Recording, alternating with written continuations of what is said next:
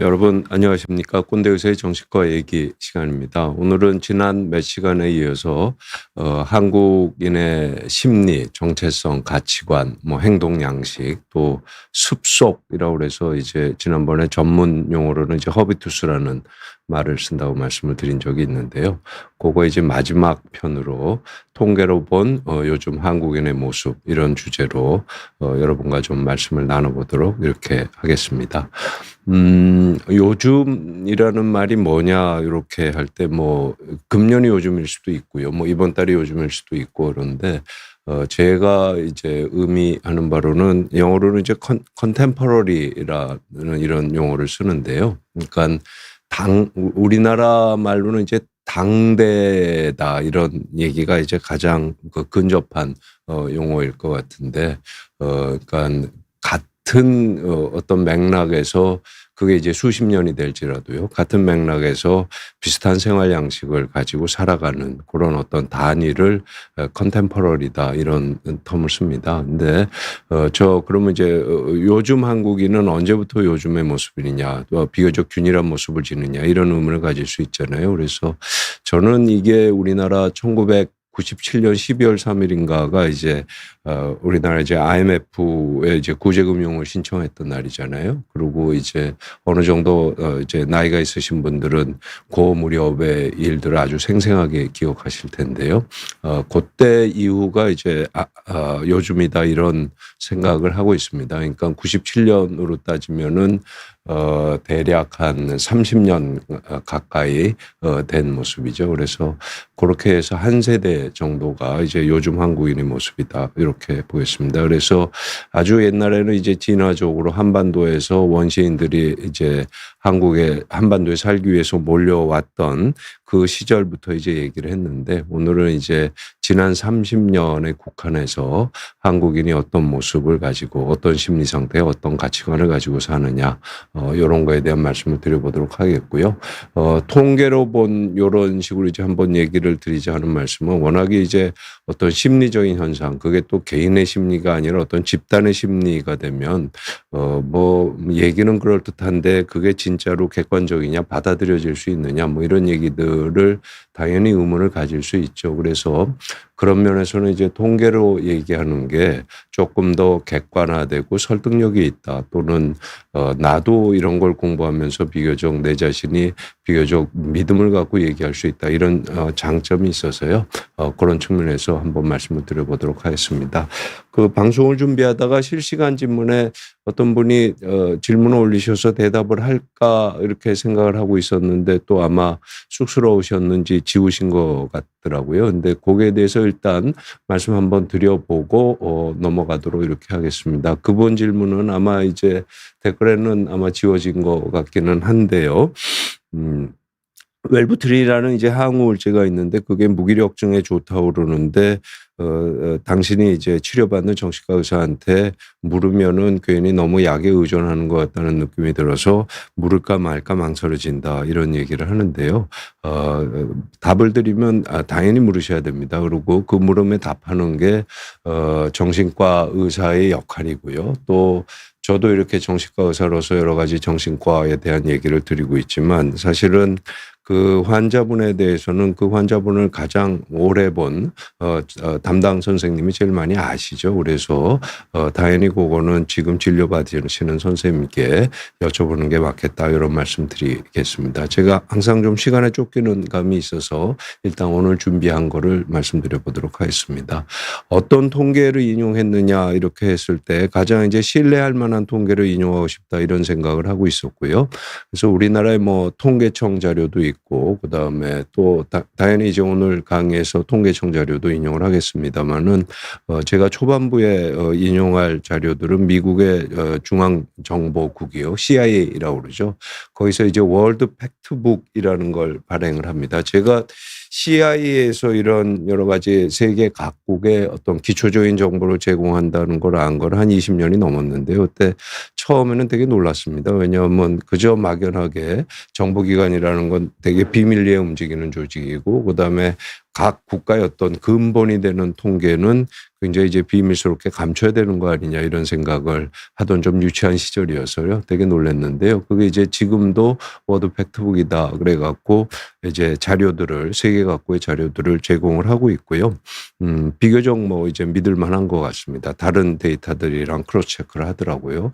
그다음에 이제 이번에 강의가 이제 한국인의 심리다 이렇게 얘기하면 다른 국가의 사람들과 심리를 비교해야 되잖아요. 그래서 그런 면에서 저 CIA에서 제공하는 자료들은 전 세계 각 국가들의 그 기초적인 자료를 다 망라하고 있기 때문에 그런 면에서 이제 비교하기가 좋은 측면이 있어서요.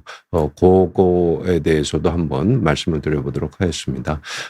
그냥 조금 상식적인 거고 그냥 이제 워밍업하는 의미에서 한국에 대한 기초적인 팩트들을 한번 짧게 그냥 언급하고 가도록 하겠습니다. 2024년 기준으로 우리나라 인구가 남한만 얘기죠. 여기서는 이제 5,200만이 됩니다. 근데 1960년대 2,500만이었거든요. 그러니까 약 60년 만에 인구가 2배가 된 겁니다. 그러면 굉장히 많이 됐다 이렇게 생각할 수도 있는데 초반부에 우리나라가 급격하게 성장하던 시절에는 약 23년 만에 2배씩 늘었습니다. 그러면 그 기준으로 따지면 60년대에 2,500만 원이면 2,500만 인구였으면 지금으로는 대략 한 2억 정도가 되게 됩니다. 그러니까 인구 성장률이 아주 급격하게 줄었죠. 근데 사실은 전 세계적으로 인구 성장률이 줄기는 줄었는데 한국이 더 많이 줄었다 이런 말씀 드릴 수 있을 것 같고요. 그다음에 누차 말씀드렸지만 한국은 단일민족이다 이렇게 얘기할 수는 없지만 또 전 세계적인 기준으로 보면 특히 이제 미국 같은 경우는 아주 다양한 인종들이 섞여 있으니까요. 그거 이제 아웃브레드 포퓰레이션이다 전문적으로는 그렇게 얘기를 하는데요. 그런 면에서 이제 한국은 굉장히 균일적이다 이런 얘기들을 하고 있습니다. 그래서 한국의 인구의 수가 어떤 면에서는 국력이니까요. 전 세계로 봤을 때 28등이다 이렇게 얘기할 수 있습니다.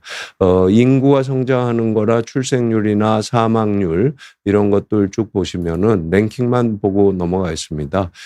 인구 성장률은 전 세계에서 175등이고요. 그다음에 출생률은 223등이고요.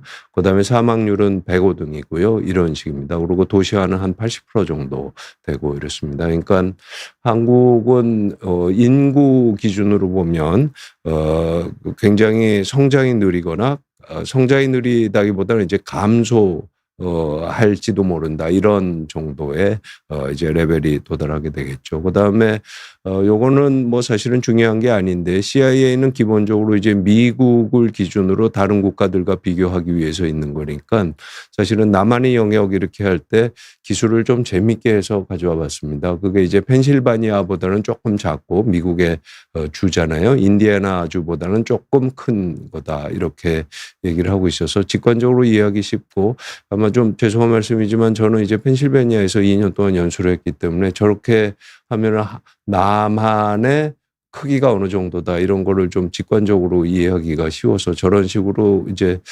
다른 국가들이랑 비교하는 방식도 있구나 이런 느낌이 들어서 그냥 잠깐 뭐 여담으로 말씀을 드리고요. 한국의 땅 사용을 보면은 우리나라가 이제 뭐 산이 많다 이러는데 산 중에서도는 높은 산이 별로 없습니다. 그래서 그냥 숲이나 언덕이나 이렇게 따질 때 그게 한 60% 되고요. 그다음에 저 아다스가 한 20% 되는데 저기가 이제 도시화돼서 한 80% 정도 인구가 사는 거다.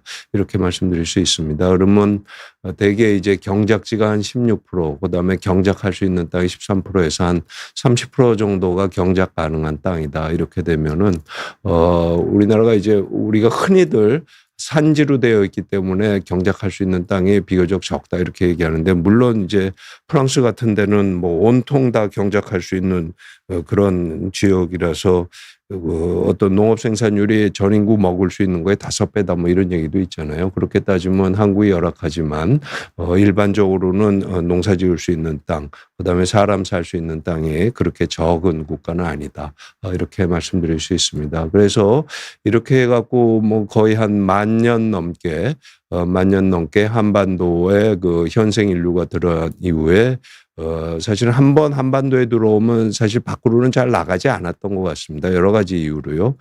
그 설명은 좀 생략하고 넘어가겠지만 그렇게 한 10,000년 넘게 비교적 균질하게 지지고 볶고 살았다. 뭐 이런 얘기가 되고요. 근데 대개는 뭐 조선시대 얘기할 때 뭐 운둔의 왕국 조선이라든지 뭐 고요한 아침의 나라든지 뭐 이런 식으로 상당히 한국은 평화를 사랑하고 외국을 침범한 적이 없고 그다음에 뭐 내성적인 국가 이게 이제 처음 한국이 이제 서양이나 세계에 노출되었을 때 한국에 대한 일반적인 인식이었고 또 일본 제국주의 시대에는 일제 시대에는 또 다소 통치적인 목적으로 순종하는 어떤 조선인들 뭐 이런 거를 어떤 이제 선전하기 위한 어떤 정치적인 목적 같은 것도 있었겠죠. 그래서 그런 부분이 있었는데 사실은 요즘 한국인의 모습 이렇게 얘기할 때 IMF 이후다 이렇게 말씀드리면 뭐 여러 가지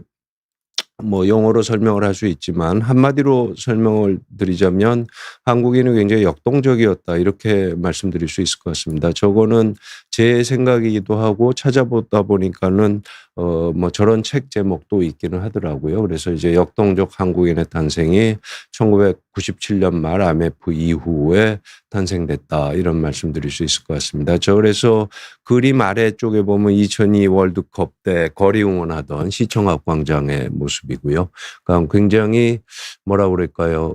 집단주의적이고 민족주의적인 뭐 이런 성향이 아주 강하게 느껴지는 이런 어떤 스냅샷이다 이렇게 얘기할 수도 있잖아요. 그리고 조금 나이 드신 분들은 아마 저거 기억하실 텐데요. 판매 개시 13일 만에 1조 원 돌파 그래서 바이코리아 뭐 펀드 해갖고요. 그 현대증권이라는 데서 펀드라는 게 이제 요즘은 주식 투자하시는 분들 굉장히 익숙하지만 그때는 펀드라는 개념이 굉장히 낯설던 뭐 이런 시절이거든요. 그때 이제 한국에 대해서 IMF 직후니까요. 애국심도 발휘하고 또 돈도 벌자 이런 식으로 그 바이코리아 펀드를 해갖고 저 대히트를 친 적이 있습니다. 그래서 제가 봤던 뭐 재벌집 막내 아들 거기서도 저기서 차용했던 그런 모티브도 등장을 하고 그랬는데요. 어쨌든 저 무렵이요. 그러니까 길게 보면은 1988년에 이제 서울올림픽이 이제 개최를 성공적으로 해서 한국인들의 어떤 자부심이 좀 커졌고 그다음에 산업화 민주화를 이뤘고 그다음에 뭐 그런 식으로 잘 가다가 이제 IMF를 맞게 됐고 그거를 이제 2년 만에 극복하면서 우리는 굉장히 역동적이고 빨리빨리 뭐 그다음에 뭐 냄비 근성이 있다 이런 거에 긍정적인 측면이라고도 할 수 있겠죠. 그래서 굉장히 역동적이고 근면하고 성실하고 부지런하고 즉흥적이고 융통성이 있는 이런 민족이다. 이런 또 상당 부분 사실이기도 하고요. 또 일정 부분은 과장이거나 왜곡일 수도 있는데요. 그런 식의 이제 역동적인 한국인의 어떤 모습이 탄생했다고 보여지고요. 그리고 그런 모습이 사실은 이제 지금까지도 남아있든지 혹은 그 기억이 아직 남아있든지 뭐 이런 말씀이 되겠습니다. 그래서 이런 역동적 한국인이 탄생한 이후에 그리고 그 세월이 이제 30년 가까이 지났을 때 이게 이제 어떻게 변화해 왔느냐 이런 식의 생각을 하게 된다면 이제 컨템포러리 한국이 어떻게 변모해 왔느냐 이런 말씀을 드릴 수 있을 것 같습니다. 그래서 제가 지금 한국인들이 굉장히 역동적이었다 뭐 이렇게 얘기를 하는데요. 근데 한국의 인구 피라밋을 보면은 사실은 역동적인 거랑은 좀 거리가 있는 것 같습니다. 많이 거리가 있는 것 같습니다. 요것도 이제 CIA 데이터인데요. 2024년 남한의 인구 구조입니다. 저기 이제 제가 속해 있는 게 저는 이제 1962년생이니까요. 소위 얘기하는 베이비 부모였고 그다음에 이제 386 세대고 그다음에 뭐 흔히 정치적인 용어로 얘기하면 이제 뭐 민주화 세대다 뭐 이쯤 될 것 같은데요. 저기 그림에 보시면은 대략 여기서 이제 9번째 칸에 있는 60에서 64세 그러니까 5살 사이로 찍었을 때 요 분포군이 이제 제 또래가 있었던 그런 그룹이고요. 그다음에 그 위로는 뭐 흔히들 얘기하는 산업화 세대 또 전쟁을 겪은 세대 그다음에 이제 일제 시대까지 겪은 분들 이렇게 돼 있습니다. 그래서 요게 이제 사실은 방추형이라고 하기에도 이 베이비 부모, 그러니까 저희 같은 386 세대, 그다음에 저희 세보다 아래를 흔히들 이제 X세대라고 얘기를 하잖아요. 그때도 이제 2차 베이비 붐이 있던 시절인데 이때 굉장히 인구가 무지하게 많이 분포하는 걸로 돼 있고요. 그다음에 이미 은퇴를 저희 세대도 이제 은퇴한 친구들이 많지만 세대는 이제 인구가 아직도 인구로서는 많지만 이제 은퇴를 하게 돼서 어떤 면에서 이제 이미 이 사회의 주축이 아니고 저희보다 이제 아래 세대들이 이제 우리 사회의 주축이 되는데 이 모양을 보면 방추형이라기 하기에는 너무 넓고요. 그다음에 사실은 요 세대들이 돌아가시게 되면 우리나라는 요런 식의 역삼각형 역피라미드형 모습을 띠게 될 겁니다. 그래서 사실은 후진국이고 인구가 많이 발전하는 시대가 이제 피라미드형을 갖추고 있다고 그러고 선진국이면서 출생률 사망률이 비교적 안정적인 게 이제 종형의 모습을 갖추고 있다고 그런다면 우리나라는 요거를 제끼면 벌써 이제 역피라미드에 가까워진 이런 세대니까요.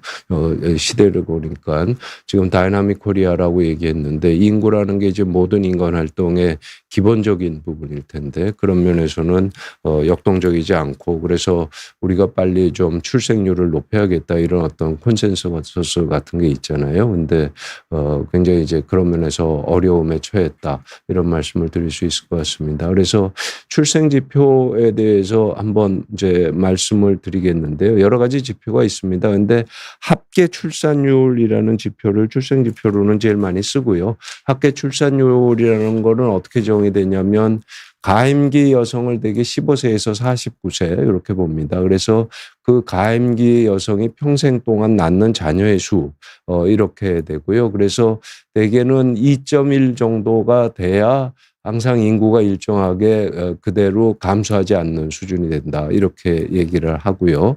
그리고 이제 우리나라가 베이비붐 시대 때 그러니까 1960년에 놀랍게도 합계 출산율이 6이었던 적이 있습니다. 그러니까는 이제 가임기 여성 한 명이 6명의 자녀를 뒀다. 한 부부가 6명의 자녀를 뒀다. 이런 시대가 있었는데 지금은 어떻게 돼 있느냐면은 작년 기준으로 0.72명입니다. 그러니까 2023년 기준으로요.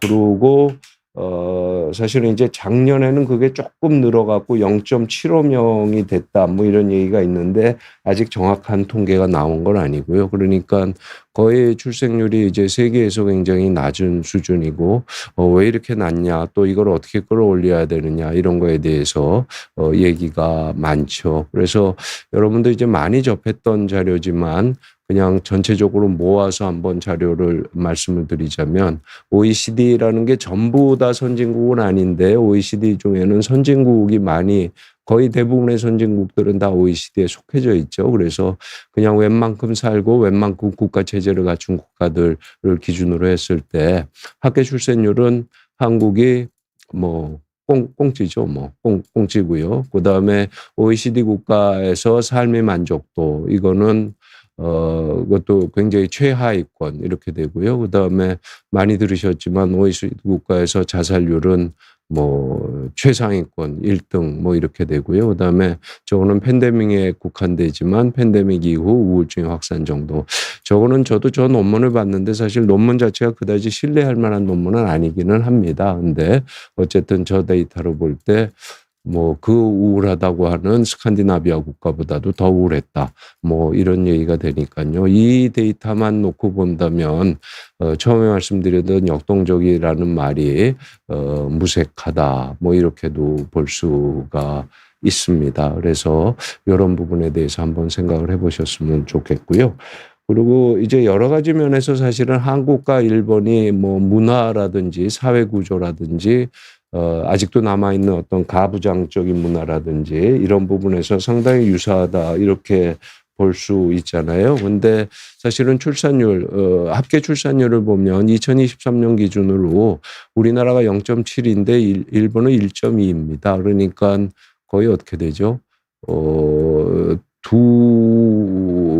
두 배까지는 아닌데 한 70% 정도는 높은 뭐 이런 게 되죠. 그래서 왜 저런 식으로 출산율 차이가 있느냐 봤더니 일본의 경우는 대략 25세에서 29세까지 그러니까 젊은 20대죠. 그러니까 20대의 젊은 여성들의 출산율이 한국보다 3.3배인가 뭐 이렇게 되는 걸로 돼 있습니다. 근데 이제 이게 데이터에도 보이는데 한국의 경우는 첫 아이를 출산했을 때 평균 연령이 여기 보시듯이 32.2세거든요. 그러니까 우리나라는 결혼을 늦게 하고 결혼한 다음에도 애를 늦게 갖는다 뭐 이런 얘기가 되겠고요.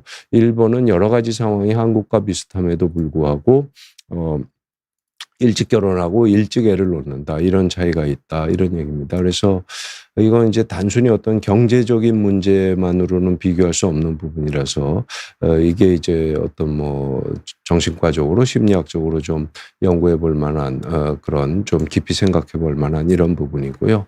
사실은 여기 보시지만 한국은 4.53으로부터 이렇게 쭉 떨어졌고요. 일본은 2.13임에도 불구하고 비교적 잘 방어를 하고 있다. 뭐 이런 얘기가 되니까요. 이것도 이제 여러 가지 좀 생각할 부분이 있을 것 같습니다. 그래서 이제 IMF 이후에 시대가 어떤 시대였느냐 이렇게 따지면 제가 이제 제 또래 친구들이랑 얘기를 많이 하면 대부분 그런 걸 동의를 하는데요. 우리나라가 요즘 같은 모습을 보인 거, 그다음에 옛날의 모습이랑 확 달라진 게 언제냐 이렇게 얘기를 하면 제가 볼 때는 IMF 때였었던 것 같습니다. 제가 IMF 겪을 무렵에 이제 용인에 있는 직장에서 출퇴근을 하고 있었는데 그래서 이제 그때 뭐 거리의 모습이라든지 고속도로의 상황이라든지 뭐 이런 게 다 일일이 기억이 나는데요. 그다음에 그 용인에 있던 어떤 뭐 시가지의 모습이라든지 사람들의 생활 모습 이런 것들이 다 기억이 나는데 그때랑 IMF 이후에 사람들이 겪었던 건 확 달라졌습니다. 그리고 그거를 이제 한마디로 얘기하면 어떻게 되냐면 굉장히 이제 서구화됐다 뭐 이렇게 서구화됐다 서양화됐다는 말이 오해를 불러일으킬 수 있지만 제가 뭐 지난 시간에도 말씀을 드렸지만 사실은 한국은 서양 국가냐 동양 국가냐 하면 저는 서양 국가에 가깝다고 생각을 하거든요. 어떤 비판으로서가 아니라 그냥 객관적인 사실로서요. 근데 그런 식으로 이제 서양의 모습을 띠기 시작한 거. 그게 이제 어떤 긍정적인 측면에서는 진정한 의미에서의 개인, 어떤 개인주의다, 뭐 이기주의다 이런 부분이 아니라 개인이 어떤 삶의 주체로서 굉장히 중요하고 그 건강한 개인들이 모여야 건강한 사회를 이룬다. 이런 면에서 이제 개인화다 이렇게 얘기하는 거고 그다음에 사람들이 이제 미몽에서 깨어나서 합리주의적이 되고 건강한 개인을 기반으로 합리적인 사회를 어떻게 구축할 거냐 이런 게 어떤 심리적인 측면에서 보면 근대화라고 한다면 IMF 이후에 한 30년 동안은 개인화 근대화가 되던 이런 시대가 되겠습니다. 그러면 이제 그 30년 동안 전통에 가까운 가족주의나 집단주의는 뭐 말하자면 쇠퇴했을 것 같고요. 그렇죠? 그다음에 민족주의라는 게 사실은 자연 발생적이라기보다는 국가가 형성되는 과정에서 만들어진 측면이 있다 이런 말씀 여러 번 드렸잖아요. 그런 면에서 이제 전통과 현대성이 사이쯤에 있는 게 민족주의. 그러니까 생각보다는 저 민족주의가 옛날 개념이 아니다 이런 의미에서 그렇고요. 그다음에 이제 한국이 굉장히 실용주의적이다 이렇게 얘기하는데 아주 좀 거칠게 얘기하면 실용주의라는 건 물질을 중시하는 물질주의, 머티리얼리즘에 가깝다 뭐 이렇게 이해해도 큰 틀린 거는 없을 것 같고요. 그다음에 우리나라 사람들이 굉장히 평등주의적이다 이런 얘기를 많이 하잖아요. 저도 상당 부분 동의를 하고요. 그러면 이제 이런 가족주의, 집단주의, 민족주의, 실용주의, 평등주의가 지난 30년 동안 통계로 봤을 때 어떻게 변해 왔느냐 뭐 이런 말씀을 한번 드려보도록 하겠습니다. 그래서 어떤 분들은 우리나라가 근대화가 되고 서구화가 됐지만 아직도 가족주의와 집단주의 전통이 강력하게 남아있을 거다. 뭐 이렇게 생각하실 수도 있고요. 어떤 분들은 또 가족주의나 집단주의는 거의 퇴색하고 현대를 사는 사람들은 굉장히 물질주의적이고 평등주의적이다. 뭐 이렇게 얘기할 수 있겠고요. 그다음에 이제 미리 말씀드리자면 사실은 선진국들 같은 경우는 그게 좋건 안 좋건을 떠나서 그 물질주의를 조금 탈피했다 그럴까요? 다시 좀 정신주의로 돌아간다 그럴까요? 그게 어떤 모습인데요. 모습인데 근데 그거는 어떨지는 한번 제가 데이터를 제시를 해 드릴 테니까 한번 보시면 어떨까 싶은 말씀을 드릴 수 있을 것 같습니다.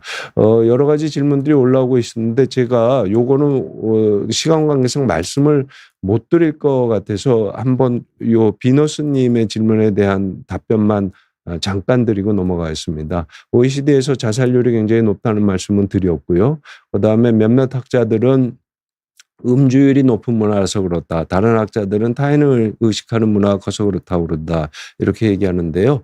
우리나라가 굉장히 음주율이 높은 것처럼 돼 있잖아요. 근데 사실은 저 CI 데이터도 그렇고 좀 더 엄밀하게 조사한 결과에 의하면 우리나라 음주율이 전 세계적으로 볼 때 그렇게 높지는 않습니다. 그리고 저것도 어떻게 보면 IMF 이후에 변한 건데 사실은 옛날에는 거의 부어라 마셔라 하는 문화가 있었는데 요즘은 사실은 특히 젊은 친구들 그렇게 술 많이 마시지는 않죠. 그래서 음주율이 높은 거랑 자살률이 관련이 있다 이렇게 얘기하기는 좀 어려움이 있고요. 물론 이제 저게 어떤 막상 자살을 시도하거나 엉뚱한 행동을 하실 때 술 취한 상태에서 그런 경우들은 뭐 꽤 있는 경우들이 이제 정신과적으로 있지만 전체적으로 보면 그거는 이제 아니다 이렇게 말씀드릴 수 있을 것 같고요. 타인을 의식하는 문화가 커서 자살률가 높으냐 하는 거는 잘 모르겠습니다. 그건 아닐 것 같고요. 그리고 이제 그것도 이제 똑같은 얘기인데 이제 우리나라가 굉장히 체면을 중시하고 타인을 의식하는 문화가 있는데 사실은 그냥 결론만 말씀드리면 중국이나 일본에 비해서 타인을 그렇게 많이 의식하는 것 같지는 않고요. 제가 이해하는 한 타인을 최고로 의식하는 국가는 일본이 더 맞는 것 같습니다. 근데 우리나라도 사실은 이제 별로 타인을 의식하지 않는 어떤 면에서는 그게 굉장히 건강한 부분이라고도 생각이 되는데요. 그런 말씀 드릴 수 있을 것 같습니다. 한국이 극심한 남북갈등도 한몫한다. 그런데 뭐 한남이다 뭐 이런 식의 좀 비하적인 표현도 있긴 한데 저 남녀 갈등이 어떤 자살률에 그 질문인지 모르겠지만 자살률에 기여하느냐 그거는 제가 잘 모르겠습니다. 그러니까 말씀드리자면 저 자살이라는 게 굉장히 심각한 문제고 어떤 하나로 이렇게 확정적으로 말씀드리기에 이제 어려운 부분이 있다. 이런 게 이제 결론 아닌 결론이 될 것 같습니다. 한국인은 정신적인가 물질적인가 이런 부분에 대해서 한번 말씀을 드려보도록 하겠습니다. 왜냐하면 이제 아까 현대성으로는 이제 실용주의, 물질주의 이런 말씀을 드렸고요. 그다음에 전통적으로는 가족주의, 집단주의지만 아주 전통적으로 어떤 정신적인 측면을 강조했던 이런 부분이 있으니까요. 거기에 대해서 한번 말씀드려보도록 하겠습니다. 한국의 종교에 대해서 한번 말씀을 드려보고 싶은데요. 우리나라는 뭐 역사적으로 종교 전쟁을 해본 적이 없고 타 종교에 대해서 배타적이지 않다 이런 얘기도 있고요. 그다음에 우리나라가 외래 종교가 들어오는 과정에서 예를 들어서 천주교 같은 경우는 선교사가 한국에 없는 상태에서 한국의 자연 발생적인 천주교 신도가 베이징에 가서 이제 세례를 받은 걸로 이렇게 되어 있잖아요. 그게 세계 종교 선교상 유례가 없는 일이라고 이렇게 얘기를 하죠. 그래서 한국 사람들이 종교에 대해서 굉장히 적극적인 반면에 또 외부의 종교를 아주 적극적으로 잘 수용했던 반면에 또는 다른 종교에 대해서는 굉장히 관용적이다 이런 표현들을 많이 합니다. 그래서 이제 2021년 기준으로 한국은 개신교 17%, 불교 16%, 천주교 16%다 이렇게 얘기를 하고요. 유교는 일반적으로 종교가 아니라고 하지만 사실은 특히 성리학 같은 거는 종교적인 측면이 있기는 하거든요. 그래서 저것도 이제 CIA의 기술인데 한국인 다수가 유교적 전통과 관습을 어느 정도 따르고 있다. 요즘은 어느 정도 따르고 있느냐 여기에 대해서는 좀 의문이 있을 수는 있겠습니다. 그런데 이제 오른쪽에 있는 사진들은 조금 재미난 사진이어서 이제 제가 보여드리는데 이게 저 광화문에 가면 서울역사박물관 그 마당에 있는 비석에 있는 비문입니다. 여기 보면 유명조선국 이렇게 돼 있습니다. 저게 명나라에 속한 조선이라는 뜻입니다. 근데 저게 뭐 두 가지로 되게 재밌는데요. 첫째는 이제 우리 조상들이 조선이라는 걸 적어도 이제 지배층들이 조선을 명나라의 조공국 또는 속국으로 인식했다. 이런 부분이 하나가 이제 재미있는 부분이고요. 그다음에 둘째는 저 유명 조선국이라는 표현을 썼을 때는 명나라는 이 지구상에 없던 시절입니다. 그러니까 명나라가 망하고 청나라가 들어섰는데 청나라는 왜 이제 오랑캐 국가라고 그래서 사대를 안 했잖아요. 그래서 청나라가 현실적으로 세력을 갖고 있지만 우리나라는 명나라의 법통을 이룬 국가다. 이런 의미에서 유명조선국이라는 표현을 이제 명나라가 망한 이후에 썼다는 부분에서 그렇고요. 그다음에 이제 오른쪽에 보면은 숭정기원 후 몇 년이다 이렇게 돼 있는데 저 숭정이라는 게 명나라의 마지막 황제고요. 기원이라는 건 숭정제의 연호가 시작된 거를 1년으로 계산해서 몇 년이다 이런 뜻이니까 저것도 이제 명나라를 굉장히 중시했던 이런 이제 조선의 모습을 보여주는 부분이죠. 그러니까 저게 뭐 그냥 아주 객관적으로 얘기해서 굉장히 정신적이잖아요. 그러니까 현실을 반영하지 않은 어떤 정신의 세계, 뭐 아주 안 좋게 얘기하면 정신 승리한다, 뭐 이렇게 얘기할 수도 있겠지만 정신적이잖아요. 그래서 한국은 종교를 보더라도 상당 부분 이제 정신적이다, 뭐 이렇게 얘기를 할 수도 있을 것 같습니다.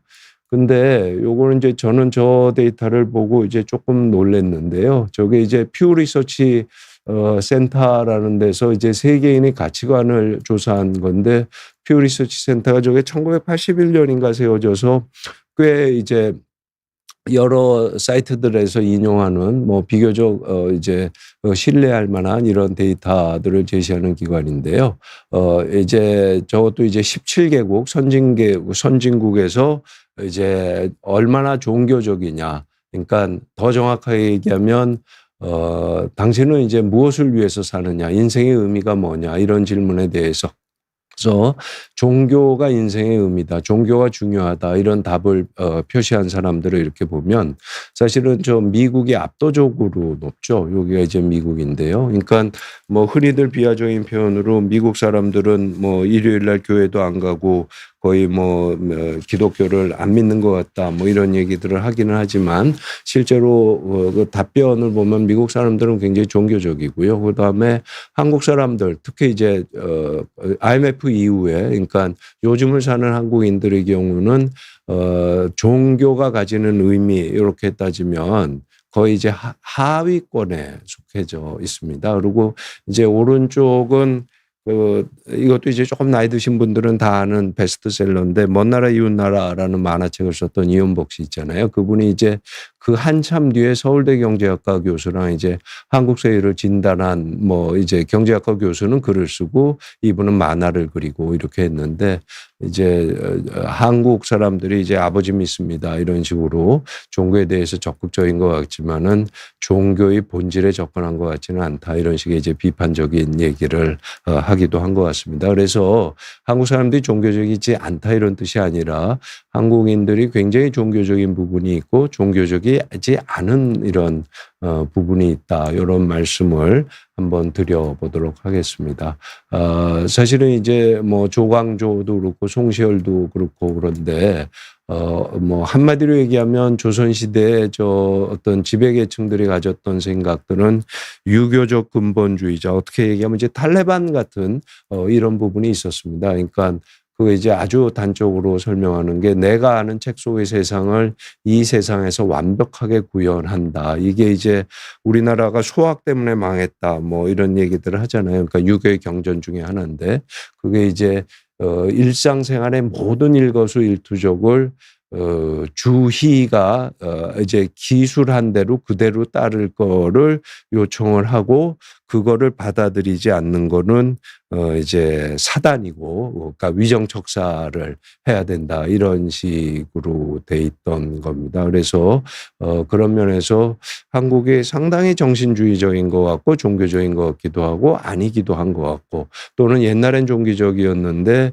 IMF 이후에 확 비종교적으로 바뀐 것 같기도 하고 이런 부분이 있을 것 같습니다. 그다음에 한국 사람들은 물질주의적인가 하는 거 이제 한국인들이 정신적이냐 혹은 종교적인 거냐랑 이제 반대되는 말쯤이 될 거 아니에요. 그래서 그렇게 봤을 때 요 도표를 보면은 아까 말씀드린 그겁니다. 이제 한국인은 얼마나 그러니까 삶의 가치관으로서 중요한 걸 어디에 두느냐 뭐 이런 얘기가 되는데요.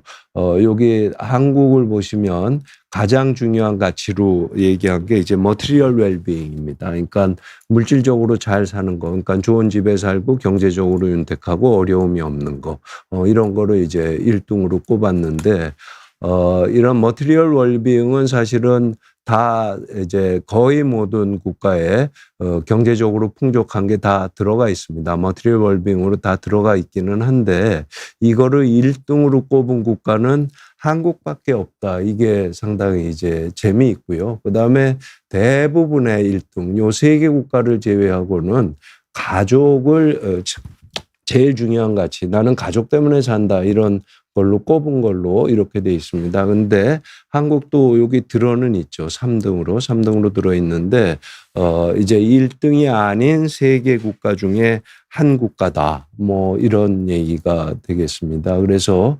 요거로 보면 이미 한국인은 상당히 물질주의적이다. 뭐 이렇게 얘기하는 게 솔직하다, 이렇게 볼 수도 있을 것 같습니다. 근데 제가 이제 그동안 하면서 이 슬라이드를 한 두어 번씩 보내드린 기억이 있는데요. 요거는 이제 6.25 때 자기 어린 동생을 안고 탱크 앞에 서 있는 사진입니다. 그래서 여러 가지로 해석을 할 수 있겠는데, 저 이제 누나는 동생 먹여 살리느라고 아마도 지금은 돌아가셨겠죠. 죽을 때까지 열심히 살았을 것 같습니다. 그래서 삶의 무게를 외면하지 않는 삶, 이게 이제 전쟁을 겪었던 저희 선배 세대들의 모습이다. 이게 제 모습이서 저 사진을 보면 항상 조금 뭐 뭉클하다 그럴까, 그런 부분이 있어서 다시 한번 이제 말씀을 드리고요. 그다음에 옛날에도 이제 한때는 베스트셀러였는데 저분을 기억하는 사람이 많지는 않은데, 뭐 아주 비하적으로 얘기할 때는 뭐 젊은 친구가 재벌놀이 하다가 뭐 시멘트를 돌멩이로 위장 수출해서 뭐 쌤통이 됐다, 이런 식의 얘기인데 저 글을 읽어보면 전혀 그렇지 않고요. 그다음에 자기가 억울하다, 자기의 진심을 밝히겠다 그러고 저 책을 썼는데 저게 이제 베스트셀러가 됐고, 그다음에는 자기 다짐대로 사업에는 이제 거들떠도 안 봤던 뭐 이런 이창호라는 분이 있었습니다. 근데 저분이 얘기한 게 또 항상 기억에 남는데, 진실은 항상 이기는 거야. 그렇지 않다면 그놈의 세상 살 필요도 없다. 뭐 이런 식의 얘기가 있었죠. 그래서 저 왼쪽에 있는 누나나 저 이창호라는 사람이나 다 가난이 지긋지긋해갖고, 저 이창호 씨도 뭐 팔형제인가 그런데 뭐 반츠가 7개고 양말이 7개여서 제일 늦게 일어나는 사람은 반츠도 못 입고 양말도 못 신고 출근했다, 뭐 이런 우스갯소리를 저 책에 적어놓은 적이 있는데요.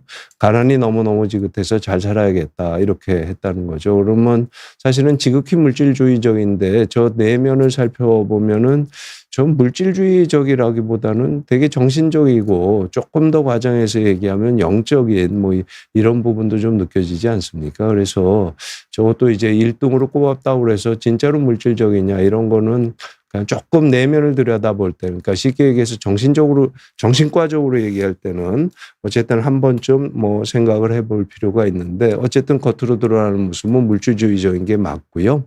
그래서 이제 뭐 모건 스탠리라는 이제 투자은행 데이터기는 한데 2022년 기준으로 명품 소비는 미국이나 중국을 앞질렀다, 뭐 이렇게 얘기를 합니다. 저 데이터도 이제 문제가 있다는 뭐 비판들이 있기는 한데요. 왜냐하면 명품을 소비할 수 있는 거는 뭐 쉽게 얘기하면 뭐 한 중산층 이상 뭐 이렇게 돼야 되니까 이제 저 데이터가 기준이 틀렸다, 뭐 이런 얘기도 있기는 합니다만, 저 분석이 되게 재밌기는 합니다. 왜냐하면 2022년에 한국의 명품 소비로 등극한 이유는 한 21년쯤 돼서 한국의 부동산이 무지하게 올랐거든요. 그래서 부동산으로 돈을 번 사람은 남은 돈으로 명품을 소비했고, 젊은 친구들은 집을 살 여력이 없으니까 내 명품을 쓰자, 뭐 이래갖고 한국이 1등이 됐다, 이런 좀 시니컬한 얘기도 있는데요. 명품이라는 게 뭐 흔히들 얘기할 때 어떤 굉장히 이제 물질주의적인 부분을 반영하기도 하고 또 자기 과시적인 부분을 반영하기도 한다. 뭐 이렇게 얘기를 하잖아요. 그래서 그런 면에서 상당히 이제 물질주의적인 부분이 있다. 이렇게 말씀드릴 수 있을 것 같습니다. 그래서 아까 계속 말씀드렸던 퓨 리서치 센터의 어떤 도표인데 요게 또 조금 재밌는 부분이 있습니다. 그래서 이 사람들이 이제 삶의 가치를 두 개의 축으로 나눴는데요. 이제 가로축은 얼마나 이제 생존 가치가 있느냐. 그러니까 아까 말씀드린 뭐 물질주의적이라든지 잘 먹고 잘 산다든지 뭐 이런 부분이 되겠죠. 그다음에 셀프 익스프레시브 밸류라는 건 자기를 표현하는 거. 그러니까 내가 조금 가난하더라도 나는 여행을 다니면서 뭐 자기 실현하고 살겠다. 또는 돈은 나한테 중요한 게 아니고 내 어떤 직업적인 커리어나 그다음에 내가 어떤 의미 있다고 생각하는 거를 달성하는 게 나한테 중요한 가치다. 이런 식의 이제 대칭을 이룬 가치가 되겠고요. 왼쪽은 전통적인 가치랑 그다음에 요거는 이제 세속적이다 하는 의미는 이제 영어로 세큘라하다 이거는 이제 종교적인 부분에서 비종교적이다. 그러니까 세속주의다 이렇게 식으로 번역을 하잖아요. 그런 식으로 얘기했을 때 전통적인 가치는 다소 전통적이고 종교적이고 세속적인 가치는 그러니까 이제 합리적일 수밖에 없다. 이런 식으로 얘기를 한다면 요게 이제 이 동아시아 국가들이요. 그러니까 우리라든지 타이완이라든지 이런 식으로 이제 일본이라든지 이런 중국이라든지 이런 동아시아 국가들이 이제 유교의 전통을 많이 받은 국가다 이렇게 얘기를 하잖아요. 그러면 상당히 전통적일 것 같은데 이 Y축으로 볼 때 저 꼭대기가 있죠. 그래서 그런 의미에서 유교적인 국가가 한국뿐만 아니라 동아시아 그 3개국 모두가 굉장히 세속적이 됐고 합리적인 부분이 됐다. 그러니까 어떤 면에서 이제 뭐 유교적 자본주의다, 유교적 합리주의다 뭐 이렇게 얘기를 하는데 어쨌든 전통적인 부분이랑은 오히려 전통은 아프리카라든지 라틴 아메리카, 사우스 아시아가 간직하고 있지 굉장히 서구화된 모습을 보였다. 뭐 이런 부분에서 재미있어서 좀 가져와 봤고요. 그다음에 한국은 이 동아시아 국가 중에서 비교적 이쪽 왼쪽에 있죠. 그러니까 일본 같은 경우는 어떤 물질주의적인 부분을 탈피를 이 데이터로만 봐서는 탈피를 해서 자기 실현 쪽으로 훨씬 가까이 가 있고요. 중국이라든지 한국이라든지 타이완 경우는 조금 더 물질주의적인 거에 갇혀 있다. 뭐 이렇게도 얘기할 수 있을 것 같습니다. 근데 이게 어떤 틀에서 보면 이제 그 포스트 모던의 모습이기도 한데요. 서구 사회라든지 이런 부분에서는 좋건 싫건 이런 쪽으로 오른쪽으로 가는 모습을 보여준다. 이런 말씀을 드려볼 수가 있을 것 같습니다.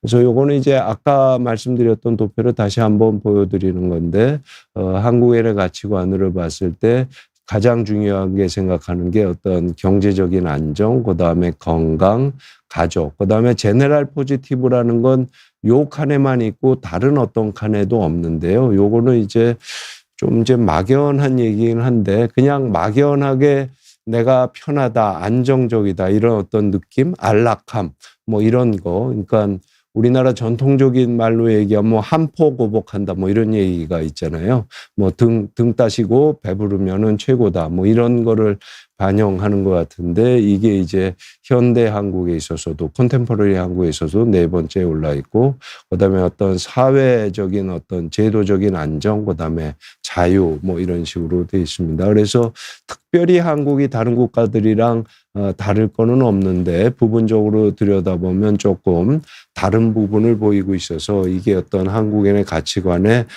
다른 부분이다 이렇게도 보실 수 있을 것 같아서 재미있어서 말씀을 드렸습니다.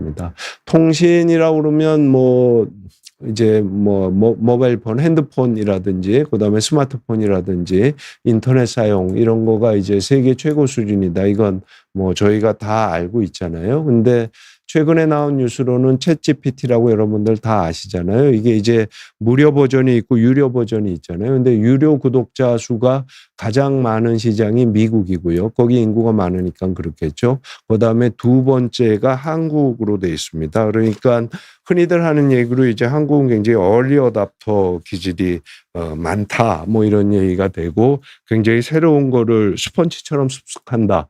뭐 이렇게도 얘기를 할 수 있죠. 그래서 아주 그냥 한 뭐 100년을 넘게 역사적으로 보면 아까 말씀드렸듯이 뭐 기독교라든지 천주교라든지 뭐 심지어는 불교조차도 외래 종교를 수용하는데 굉장히 적극적이었고 그다음에 뭐 어떤 뭐 공산주의라든지 자본주의라든지 이런 외래 이념을 수용하는데도 굉장히 적극적이었고 인터넷 뭐 핸드폰, 스마트폰, AI까지 수용에 굉장히 적극적이다. 이런 얘기가 되겠습니다. 그래서 이것도 어떤 한국의 이제 재미있는 모습이다 이렇게 얘기를 하는데 사실은 조금 더 비판적으로 얘기하면 우리나라가 인터넷을 발명했느냐. 물론 뭐 미국이 했죠. 그다음에 핸드폰이나 스마트폰을 뭔가 독창적인 제품을 만들었느냐. 이런 부분에서는 좀 아닌 것 같다는 얘기가 많잖아요.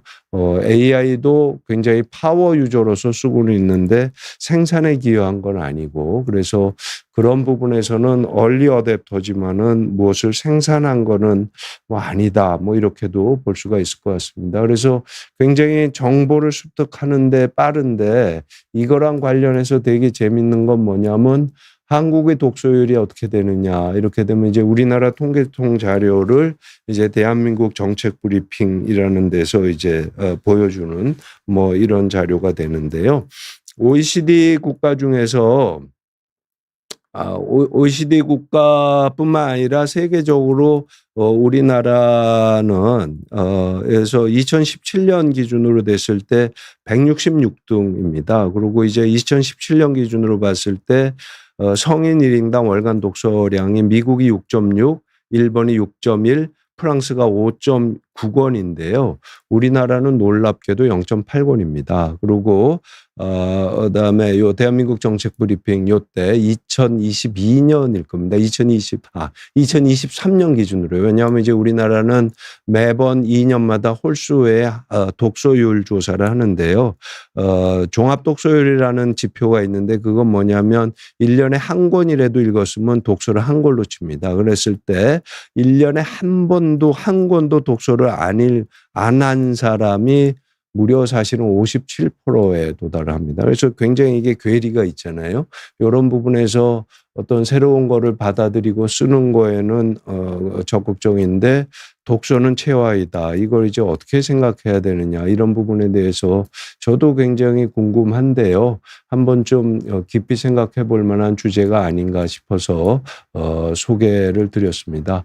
뭐 제가 그런 얘기를 들은 적이 있는데 옛날에 소동파라는 중국의 시인이 있었잖아요. 그 사람이 이제 요리의 대가라서 여러분들 중국집에 가시면 동파육이라는 그런 요리가 있잖아요. 그것도 이제 소동파의 레시피에 의해서 만들었다 이러는데 그 사람이 문인이기도 하지만 정치인이었는데 한국에서 이제 그 소동파 국가에 가면은 소동파가 했던 말이 변방의 지식인한테는 역사서를 주지 마라 이런 얘기를 했다는 기록이 남아 있습니다. 그게 이제 무슨 뜻이냐면 아까 말씀드린 성리학의 뭐 사서삼경 이런 것들은 굉장히 추상적이고 어떤 의미에서는 중국의 좋은 부분만 적어 놓은 거잖아요. 그러니까 그것만 읽게 하지 역사서라는 거 이제 중국의 온갖 뭐 음모모략이라든지 이런 뭐 온갖 이제 더러운 히스토리라든지 이런 게 역사서에는 다 적혀 있잖아요.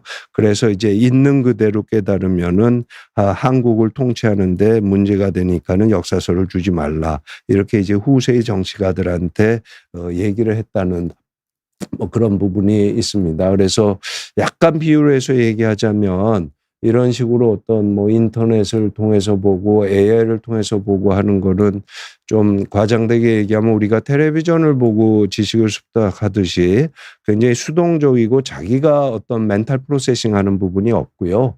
책을 읽다 보면은 제 경험적으로 봐도 자기가 거기에 대해서 비판적으로 생각해보고 자기 의견을 내고 자기 의견과 남의 의견을 비교해보고 이런 식으로 어떤 지적인 힘을 키우게 되는 부분이 있습니다. 그래서 이런 부분은 참 한국이 더 발전하는 데 있어서 굉장히 아쉬운 부분이다. 이런 말씀드릴 수 있을 것 같고요. 뭐 한국의 교육이 여러 가지로 문제가 있다는 말씀은 그냥 일단 넘어가도록 이렇게 하겠습니다. 그래서 한국이 이제 집단주의적이냐 하는 거 이제 전통으로부터 얼마나 탈피해야 이런 얘기인데 사실은 뭐 혈연지연 학연 아직 따지는 거 보면 굉장히 집단주의적인 부분이 있는 것 같고요. 약간 해석에 좀 뭐 어폐가 있을 수도 있지만 요것도 이제 그 가치관을 봤을 때 그 인생에서 가장 의미 있는 게 뭐냐 이렇게 얘기할 때 하나만 찍은 거, 그러니까 획일적으로 찍은 거에 1등, 2등이 한국과 일본이 되겠습니다. 재미있게도 저 3등은 프랑스인데 프랑스가 왜 그런지는 모르겠고요. 그래서 그런 면에서 이제 한국 사람들은 아직도 조금은 집단주의적인 옛날의 전통적인 부분이 남아있다. 근데 이게 반드시 어떤 옛날의 미풍양속을 간직하고 있는 거냐. 여기에 대해서는 조금 더 생각해 볼 필요가 있는 것 같습니다. 그다음에 이제 한국인은 가족주의적이냐 이 얘기인데요. 이것도 조금 델리케이트한 부분이기는 합니다. 그래서 한국 사람들은 아까 말씀드렸지만 가족을 중시하지만 3등인데 다른 국가들은 대부분 이제 가족을 더 중시한다 뭐 이런 부분이 있을 수 있고요. 그다음에 우리가 주위 모습을 보더라도 한국은 어떤 씨족이나 문중 위주에서 핵가족주의로 갔고 그다음에 최근에는 1인 가구 기율이 엄청 많잖아요. 그래서 한국의 이제 36% 정도는 1인 가구로 이렇게 되게 돼 있습니다. 그래서 꼭 1인 가구 혼자 나가서 산다고 그래서 그게 가족주의가 아니다. 라고 얘기할 수는 없지만 흔히 가족이라고 그러는 건 아주 그냥 단적으로 얘기하면은 식구라는 말에서 뭐 의미하듯이 밥을 같이 먹는 이런 관계잖아요. 근데 밥을 같이 먹지 않는다는 게 어떤 가족을 유지하는 데 있어서 굉장히 어떤 어려움으로 작용하는 건 틀림이 없는 것 같습니다. 그래서 정말로 한국 사람들이 가족주의적이냐 요즘 모습으로 볼 때 거기에 대해서는 잘 모르겠습니다. 그리고 그러면 이제 한국 사람들이 가족주의적인 게 아니니까 소위 얘기하는 합리적으로 한국 사람들은 개인주의화됐고 건강한 개인으로서 사회에 기여하고 있느냐 뭐 이렇게 얘기를 할 때는 또 사실은 이제 오늘 별로 말씀드리지는 않았지만 한국의 진정한 개인주의가 성립되었느냐 그거는 저는 좀 자신이 없거든요. 그래서 그런 의미에서 혼재되어 있다 이렇게 그냥 말씀드릴 수도 있을 것 같습니다. 이건 이제 지난번에 보여드린 거지만 뭐 요거는 이제 AI 선전, KT에서 AI 선전하는 건데 LG K 아무나 못 붙이는 거 이렇게 됐는데 저는 조금 과장이라고 느끼는 합니다. 왜냐하면 AI의 파워 유저일 수는 있는데 AI를 생성하는데 그다지 뭐 많은 한국 분들이 열심히 노력하고 있고 제가 얘기 듣기로는 한국에 세계 한 10위권쯤은 된다고 그럽니다. AI 연구가. 근데 어쨌든 현실적으로 지금으로서는 지금 상용화되고 있는 AI에 그다지 한국이 기여한 건 없는 것 같은데 이제 뭐 K 방역이라든지 뭐 K-팝이라든지 이런 식으로 KAI를 붙일 수 있겠느냐 하는 거에 대해서 한번 그러니까 어떤 자부심과 자뻑 사이에 어떤 균형을 잡는 거 이런 부분에서 한번 생각을 해봐야 되지 않을까 싶고요. 그거랑 관련해서 제가 지난주에 굉장히 재밌는 뭐 영화를 봤는데요. 저희 애가 보자고 그래서 봤는데 뭐 만화 영화니까 좀 뭐 유치한 부분도 있는데 전체적인 틀에서 보면 상당히 그럴듯하고 생각하게 되는 이런 만화였습니다. 그래서 뭐 여러 한국의 그 아이돌 그룹들을 차용한 주인공들이 등장한다고 얘기를 합니다. 근데 이제 여기서 제가 주목하는 바는 여기 이제 남산탑이 있고요. 그리고 사실은 이거를 하는 데 있어서 한국이 산이나 이런 남산을 보여준 게 세계 어느 나라 도식은 이런 우리나라 북한산 국립공원이 서울 안에 있잖아요. 그런 식으로 산을 끼고 있는, 그러니까 자연이 존재하는 대도시, 이런 게 유래를 찾아보기 힘들다고 얘기를 합니다. 근데 이제 그런 거를 표현했다는 것 자체가 굉장히 한국적인 상황을 잘 표현한 이런 영화이기도 하고요. 실제로 영화를 보다 보면 좀 헛웃음을 칠 정도로 한국의 모습을 표현을 하기는 하는데 약간은 한국적이지 않은 것 같은, 그러니까 음식으로 얘기하면 미국 가서 중국 음식을 먹으면 또 한국에 들어와 있는 미국화된 중국 식당, 중국 음식을 먹으면 중국 음식인 것 같으면서도 뭔가 중국 음식이 아닌 것 같은. 근데 이제 중국 사람들은 또 그렇게 얘기하겠죠. 한국의 중국 음식은 우리들이 먹는 중국 음식이랑은 다른 그건 중국 음식이 아니다. 뭐 이런 식으로 얘기를 하겠죠. 근데 그거는 사실은 어쩔 수는 없죠. 저 감독이 이제 미국계, 그러니까 한국계 미국이긴 하겠지만 아마 제가 이해하기로는 저 프로덕션은 그냥 서양이 한 걸 겁니다. 그러니까 되게 재밌는 게 한국이 서양의 문화를 흡수해서 어떤 케이팝을 전 세계적으로 퍼뜨렸다면 그거의 역으로 이번에는 이제 세계가 한국의 케이팝에 대해서 응답을 한 거다 보니까요. 그러니까 이제 한국과 세계가 전적으로 아주 활발하게 교류하는 영화다, 이런 부분에서 사실 저희가 보면 어떤 한국적인 거라고 표현한 게 어설플 부분은 있습니다. 근데 또 한편으로 보면 굉장히 한국적인 문화를 잘 이해한 부분이 있거든요. 그래서 역으로 생각하면 저희 케이팝 같은 어떤 한류의 드라마를 보면서 원래 저기에 속해 있던 서양 사람들은 뭔가 어색하지만 서양을 참 잘 표현했네, 이렇게 생각하지 않았을까 싶은 생각이 들었어요. 근데 지금도 오늘 찾아보니까는 저 영화가 넷플릭스에서 1등을 차지하고 있더라고요. 그래서 한국이 굉장히 그동안 누차례 말씀드렸지만 전 세계랑 같이 가고 있고 고립화되지 않고 더 이상 은둔의 나라가 아니고 또 한국의 모습이 서양에 투영되기도 하는 이런 단계까지 도달한 것 같습니다. 그런데 늘 말씀드렸지만 어떤 디테일을 가지고 보면은 여러 가지 생각할 부분들이 많은 것 같아서 이제 말씀을 드려봤습니다. 그래서 말씀드리는 건 이런 겁니다. 이제 우리는 객관적이냐? 사람은 다 객관적이지 않죠. 그래서 옛날에 소크라테스가 그랬잖아요. 너 자신을 알라, 뭐 이렇게 얘기하고, 그다음에 가장 훌륭한 지식은 네가 모른다는 걸 아는 것, 또 어떤 거를 모른다는 걸 아는 거다, 뭐 이런 얘기면 사실은 우리 모든 사람들 또는 모든 국가가 객관적이라고 노력해야 되는 거지, 우리만 주관적이고 한국만 주관적이다, 이거는 아니죠. 근데 좀 더 이게 의식이 깬다 그럴까요? 발전해 가기 위해서는 객관적일 필요가 있다, 뭐 이런 게 한국인의 심리, 행동 양식, 뭐 이런 거를 이제 말씀드리면서 드렸던 내용입니다.